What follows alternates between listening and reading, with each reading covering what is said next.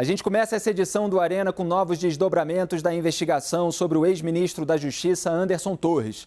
Preso desde sábado, Torres desembarcou no Brasil sem o telefone celular. Num primeiro momento, a Polícia Federal cogitou buscar o aparelho dele nos Estados Unidos. Mas como é direito de Torres não produzir provas contra si, a ideia foi descartada.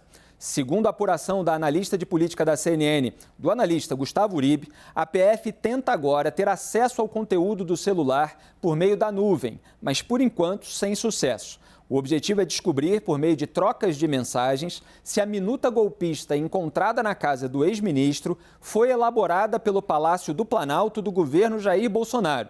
E também saber se Torres e o governador afastado do Distrito Federal, Ibanez Rocha, subestimaram os atos do dia 8 de janeiro.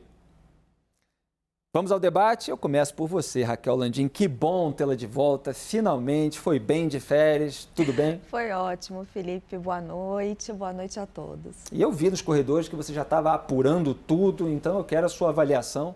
Que a gente participou da cobertura ao vivo, você interrompeu suas férias para vir aqui no domingo, 8 de janeiro, mas depois a gente ainda não ouviu seus comentários sobre os desdobramentos. O que você tem para a gente?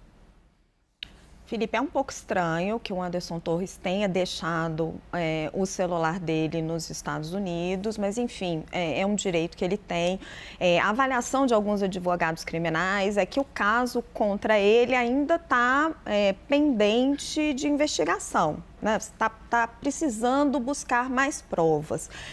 Num primeiro momento, os advogados com quem eu conversei imaginavam que ele teria um desenrolar mais simples para o Anderson Torres, que seria mais fácil para ele se desenrolar das acusações que estavam sendo feitas, inclusive advogados que foram sondados para participar da defesa dele, achavam que essa prisão preventiva poderia ser mais facilmente revertida.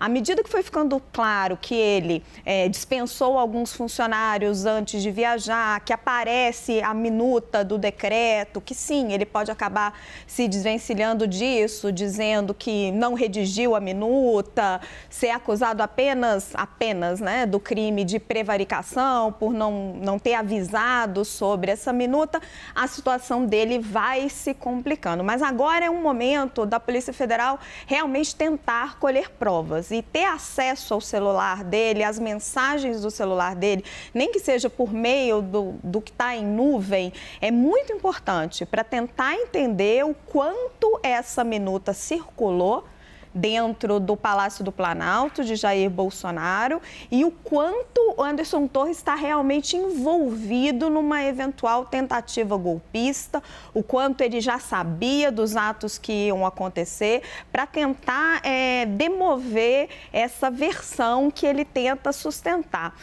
Neste momento é muito importante você achar, me diziam os advogados, provas concretas, porque se você não encontra, acaba ficando uma versão de que o Supremo está sendo abusivo, de que o Supremo está exagerando. Enquanto se as autoridades permanecem caladas e entram a fundo na investigação e realmente encontram provas, aí as provas são muito mais difíceis de você derrubar com narrativas. Obrigado, Raquel. Agora, Clever, há elementos suspeitos, né? Vamos lembrar que o Anderson Torres, que era ministro da Justiça no governo Bolsonaro e secretário de Segurança Pública do Distrito Federal, nomeado pelo Ibanez Rocha no dia dos ataques, o dia 8 de janeiro, ele foi exonerado ao longo daquela tarde pelo governador, que depois foi afastado pelo Alexandre de Moraes. O Torres, ele chegou a alegar que o celular dele havia sido clonado. Depois, alvo de mandado de prisão, ele estava lá em Orlando, na Flórida, voltou ao Brasil e não trouxe o celular. Tudo isso foi visto com muitas suspeitas. Foi encontrado aquele documento, aquela minuta de um decreto de intervenção no Tribunal Superior Eleitoral, um decreto considerado golpista, já que a instauração de um estado de defesa não prevê essa hipótese de insatisfação com o resultado eleitoral. Então está pesando muita coisa contra ele. Agora, precisa da concretude para que ele tenha uma responsabilidade jurídica mais forte? Olha, Felipe, veja bem, são questões que precisam ser analisadas em vários aspectos, né? O primeiro aspecto é o seguinte: ele esqueceu o celular com o chip ou sem o chip? Porque ele pode alegar no sentido, eu troquei meu telefone celular, atualizei o meu aparelho e só mantive o chip. Agora, se deixou o chip nos Estados Unidos, me parece que essa deixada do chip poderia ser uma deixada proposital, para, como você bem disse no início, para nos fazer prova contra si mesmo. Agora, geralmente, quando nós pedimos na Justiça a quebra do sigilo telemático, né, no Ministério Público, por exemplo, as plataformas, elas conseguem readquirir as mensagens, ficam guardadas de um tempo. É o caso da nuvem, né? Então, isso precisa ser verificado de fato concretamente e verificar se isso, enfim, vai trazer algum dado a mais. Agora, no que diz respeito ao decreto, o decreto tem alguns erros primários. Um erro primário, lendo o decreto, uma das fundamentações era que o estado de defesa deveria ser decretado por força de uma suspeição de um ministro do TSE. Suspeição, nós conhecemos bem o caso do juiz Sérgio Moro, é um incidente processual que se alega na ação e não num decreto de estado de defesa. Portanto, a fundamentação, a razão jurídica do estado de defesa foi elaborada por quem não conhece muito o Instituto do Estado de Defesa. E algumas questões que precisam ser feitas ao ex-secretário da Segurança Pública. Quem entregou esse decreto para ele, esse rascunho de decreto? Muito mal fundamentado. Então, são questões que precisam ser apuradas e isso leva um pouco de tempo e a gente espera que logo, logo se tenha uma noção da dimensão de todas essas circunstâncias para que o Ministério Público possa fazer um juízo de valor. Alguém que não conhece ou que não quer conhecer, né, o que é necessário para a instauração de um estado de defesa. Só uma pergunta antes de passar para a Marta. Qual é esse limite de a pessoa não ser obrigada a produzir prova contra si mesmo e ela obstruir a justiça? Quer dizer, a obstrução de uma investigação, você atrapalhar qualquer coisa, qualquer caminho de prova, por exemplo, ela exige uma atitude mais incisiva, mais concreta?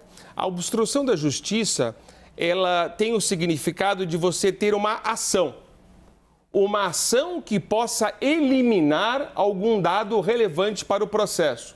Você obstrui, você causa através de uma ação, através de um trabalho, através, enfim, de uma medida que você tome, aquela apuração da verdade. Nesse caso, não seria uma ação, seria uma omissão no sentido de não, enfim, trazer consigo aquele chip elemento do telefone celular. Então, aí nesse caso, fica um pouco nebulosa a ideia da obstrução da justiça, mas é importante que o tempo que a investigação caminhe para uma formação de um juízo de valor. Um esquecimento bastante providencial, o que gera evidentemente suspeitas, e é claro que fica a suspeita de que houvesse mensagens ali entre o Anderson Torres e o Jair Bolsonaro e a curiosidade sobre o seu conteúdo. Marta, ministra, boa noite, seja bem-vinda aqui ao Arena. Queria a sua avaliação de todo esse cenário. E além de tontos, incompetentes. Porque tontos, deixar um telefone é a maior bandeira. E disso pode ser está tudo armazenado na nuvem. E incompetentes, que vocês acabaram de explicar muito bem, o documento é ridículo. E qual é a sua reação sobre o que aconteceu no domingo, 8 de janeiro, com todas aquelas invasões e depredações de patrimônio público nos três poderes? Muito preocupante. Eu acho que nenhum brasileiro, nós nunca imaginamos ver a situação daquele de vandalismo num lugar assim que deveria ser um lugar absolutamente que nós deveríamos nos reverenciar. Então foi aquilo muito assustador, né? E aquela massa que estava ali depredando, tinha um com uma picareta em cima de um móvel tão bonito ali. Olha, uma coisa, o relógio jogado, foi um terror aquilo. Mas nós temos que nos preocupar com eles que fizeram isso. Mas eu fico pensando numa frase, é do Sebastião Salgado, que é ao dragão corta-se a cabeça e não se apara as unhas, né? É uma frase meio complicada, porque nós temos muitos dragões, isso complica muito o panorama, né? Mas, e as unhas a gente está cortando na frente dos quartéis, né? As pessoas ficam lá se manifestando, mas não são os principais líderes, não são quem está pagando as pessoas para ir, não são os que estão, os responsáveis e grandes cabeças. Mas essa história do dragão eu achei interessante, porque mesmo que sejam várias cabeças, tem que enjaular, né? Cabeça por cabeça, como se fosse uma hidra, cortar, enquadrar. Não dá para deixar acontecer. Eu acho que nós temos a sorte de ter um Alexandre de Moraes nesse momento, porque é uma pessoa competente e destemida, e que essas ações não possam passar impunes e nem com leniência, pano, não tem isso nesse momento. E a senhora, com a sua experiência de parlamentar, já viu qualquer coisa parecida em termos de atos de vandalismo no Congresso Nacional? Nunca? Nem vi e nem imaginei viver. Obrigado, Marta. Lucas Berlanza está aqui participando do Arena mais uma vez virtualmente. Seja bem-vindo, Lucas. Eu quero a sua avaliação dessa situação do Anderson Torres, claro, dentro desse contexto dos desdobramentos de 8 do 1. Bom, Felipe, o senso comum nem sempre está certo, mas a gente deve respeito a ele. O senso comum diz: quem não deve, não teme. Então, quando você, que está sendo investigado por uma acusação relevante, que gera toda essa repercussão política, você vem para o Brasil e deixa o celular nos Estados Unidos, evidentemente que a suspeição é legítima. Mas o que a gente tem de concreto, nós temos um livro aberto com páginas faltando. É preciso que haja a devida apuração, que ele seja submetido ao devido processo legal, que às vezes parece um fóssil no Brasil, então é sempre importante ter todo o cuidado possível para que ele seja respeitado, e que a conclusão dessa história se dê apenas com base em um livro completo, sem páginas faltantes. Por isso que eu não me atrevo a sentenciá-lo, tampouco a inocentá-lo. Que se apure e que se chegue à verdade. Obrigado, Lucas. Agora, Raquel, Anderson Torres está aí na mira, foi alvo de mandado de prisão. Ibanez Rocha foi afastado. Se falou muito sobre GSI, Gabinete de Segurança Institucional, ter sido informado também. Então, há uma desconfiança sobre responsabilidade do próprio governo Lula em relação à omissão, a desconfiança com os militares. Agora, por que a situação do Anderson Torres é mais grave dentro desse cenário? Ele era o responsável último pela segurança em Brasília ali. Ele era o secretário de Segurança Pública, Felipe. Quem responde primeiro? Exato, é muito fácil para ele falar, tirei férias, primeiras férias que eu estou tirando em muito tempo. Ele tinha acabado de assumir o cargo, né? Ele fica realmente numa situação muito delicada. Até o Ibanez diz no seu depoimento, se não estiver errado, que foi avisado pelo Anderson Torres na véspera da sua viagem. Está tudo muito mal explicado ainda, né? Você não consegue entender ainda a linha do tempo dessa história. Em que momento o Anderson Torres decide viajar, o quanto o Ibanez sabia disso, a dispensa que ele faz de determinadas pessoas ali, chaves. Parece ou todo mundo muito incompetente e despreparado e desinformado, ou todo mundo muito mal intencionado. Então, assim, é isso que a Polícia Federal, nas suas investigações e os outros órgãos investigativos, eles vão ter que tentar determinar e tentar traçar essa linha, porque a narrativa que a gente escuta dos depoimentos do Ibanez e das outras pessoas envolvidas é isso, como se fosse uma grande, uma situação de grande incompetência de todos os envolvidos. Que gerou esse desastre. E o que as autoridades precisam entender é se, além de incompetência, houve também uma questão organizada para que isso acontecesse. E o vínculo, né, Clever, do Anderson Torres com Jair Bolsonaro, já que você tem muitos apoiadores que estavam acampados em frente a quartéis e que invadiram e depredaram patrimônio público, coloca aí um certo protagonismo do Anderson Torres nessa hipótese de complacência. E me parece que os outros, eles viram suspeitos ali de omissão. Você tem a questão dos militares, tem a questão da Polícia Militar, tem a questão do governador, dos órgãos do próprio governo federal. Como é que você vê esse quadro geral?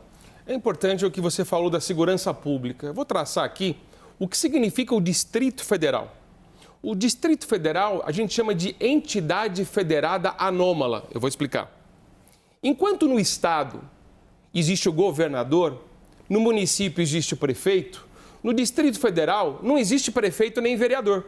Portanto, o governador do Distrito Federal, ele faz o papel de prefeito e de governador. Ele tem dupla competência. Agora, tem um dado maior ainda sobre isso. Ele também tem a responsabilidade de fazer a segurança pública do plano piloto, especialmente dos órgãos da administração federal. Então, o governador tem tripla responsabilidade. Se tem tripla responsabilidade, o secretário da Segurança Pública do DF é diferente de todos os outros secretários de Segurança Pública dos estados. Porque ele é um secretário com uma força enorme.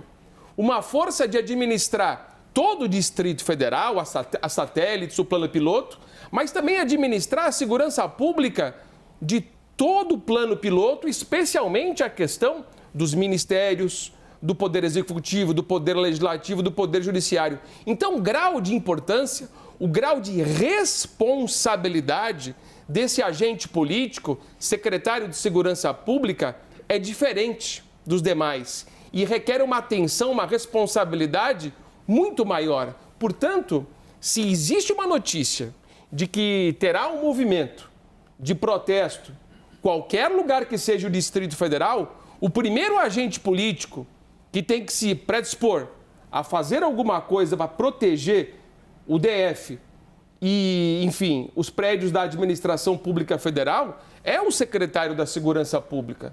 Ele é uma pessoa de extrema responsabilidade. Por isso que precisa fazer uma avaliação política pelos órgãos competentes e uma avaliação jurídica de eventual responsabilidade. Quem sou eu para julgar, pelo amor de Deus? Mas é importante que se faça aqui o elenco, se colha o elenco de provas do telefone, da omissão, enfim, do rascunho do decreto, quando era ministro da Justiça. Aliás, não se tem notícia de uma prisão de um ex-ministro da Justiça há muito tempo no Brasil. Eu nem sei se teve isso na história brasileira. Mas, enfim, a situação, como disse a Marta aqui, é gravíssima, porque, como nunca visto na história, houve depredação, entraram nos prédios dos três poderes, mostrando, inclusive, a vulnerabilidade do acesso a esses edifícios. Me parece que até a minha casa seria mais protegida do que o acesso ao Palácio do Planalto, ao Palácio do Governo, não é? Então, é importante repensar essa questão da segurança pública. Por isso que lá no Distrito de Colômbia, nos Estados Unidos, por exemplo, o governador do Distrito de Colômbia não é eleito pela população. Ele é indicado pelo presidente da República. O federalismo norte-americano pressupõe que a segurança daquele entorno do poder norte-americano tem que ser feito por alguém que está na administração do governo federal. Nas entrevistas que eu vi do ministro da Justiça, Flávio Dino, me parece que estão repensando essa questão do federalismo do DF, do Distrito Federal, especialmente em relação à segurança pública, que se mostrou, infelizmente, muito vulnerável. Marta, ministra, o que incomoda, além de tudo isso que o Clever falou, é que esses episódios de 8/1, esses atos golpistas, essa invasão com depredação, eles não vieram do nada. Aconteceu nos Estados Unidos, em 6 de janeiro de 2021, 2 anos e 2 dias antes, a invasão ali do Capitólio, a sede do Congresso americano. Houve 5 mortes. Felizmente, dessa vez, não houve mortes aqui, apesar de toda a gravidade do episódio. A gente teve um presidente da República que veio contestando o resultado eleitoral, até mesmo antes da própria votação, falando nessa hipótese, e você teve uma escalada de violência no mês de dezembro, ali com os atos de vandalismo no dia 12, queima de 8 veículos, diante da prisão ali de um ativista indígena bolsonarista. Você teve no dia 24 de dezembro a tentativa de explosão de um caminhão-tanque, uma série de episódios, e aí no dia 8 aconteceu isso. Dá para o governador, então governador, porque agora está afastado, Ibanez Rocha, alegar simplesmente que deram informação errada para ele? Quer dizer, do ponto de vista institucional, isso é plausível na sua visão? Não é exata simples. Eu acho que nós estamos vivendo uma coisa muito diferente do que um mar de rosas na política ou um céu de brigadeiro. Nós temos uma polarização extremamente brava no Brasil e muito delicada, porque se vai para o enfrentamento não vai ser uma coisa muito boa. E se não der algum tipo de controle no que está acontecendo, isso pode também aumentar, apesar de não ser a maioria da população, como todas as pesquisas mostram. O povo não quer nada disso. Mas nós temos fanáticos, temos seguidores enlouquecidos, tem gente que se interessa por também, sei lá, se por devaneio, alucinação ou interesse próprio, que vai voltar o Bolsonaro. Quer dizer, há um não conformismo com a derrota, né? E isso é sério, porque isso permeou a sociedade. E isso é uma das tragédias e o maior dano, o maior legado nefasto que o Bolsonaro deixou. A violência, o acirramento, a deselegância no trato, a grosseria e essa polarização que ele fica incentivando de Miami, de não sei de onde que vai, e que todas as hipóteses caminham para lá, as redes digitais caminham para ele. E eu não sei o que ele espera. O que essa gente espera? Que temos um presidente que foi eleito. A margem foi pequena, mas as eleições não foram fraudadas. Foram eleito, é reconhecido internacionalmente, a maioria do povo quer que governe e não quer confusão. E eles insistem. Então, a situação é uma situação delicada, porque eu não vejo muito... não tem uma solução pronta, né? Tem o tempo inteiro um ir para cá, tentar fazer uma possibilidade de diminuição dessas manifestações, como tiraram da frente dos quartéis, tudo aquilo me pareceu muito bom, porque aquilo era um celeiro de más ideias, né? E ações, como depois a gente viu, não sabe de onde veio, mas provavelmente alguns que estavam ali aquartelados devem ter entrado no Planalto e com picareta. Então, agora, ao mesmo tempo, não dá para também chamar as Forças Armadas de hipótese nenhuma nesse sentido. Então, é a política, mas é uma política muito difícil, muito desagregadora, que cria tensão nas pessoas, porque a gente podia estar vivendo um momento muito mais tranquilo, sabe? Um presidente eleito que o povo gosta, que pode fazer coisas para a população mais vulnerável, e, de repente, nós estamos aqui discutindo o quê, gente? Um bando de gente enlouquecida que acha que a eleição não acabou?